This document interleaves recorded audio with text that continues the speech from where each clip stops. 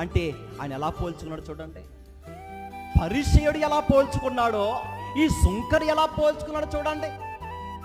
ఈ సుంకరైతే ప్రభువా నేను పాపిని, నాకు అర్హత లేదు, నా నోటి చేత నేను మాట్లాడడానికైనా సరే నాకు ధైర్యం చాలదు, నేను ఏమీ మాట్లాడలేను, ఎందుకంటే నా జీవితం ఎలాగుందని చెప్తున్నాడు తెలుసా.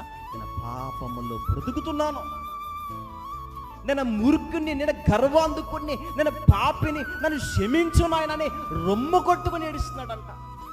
పశ్చాత్తాపం అన్నది ఎలా ఉండాలి తెలుసు, ఒక క్రైస్తవుడికి సుంకర వలె ఉండాలి.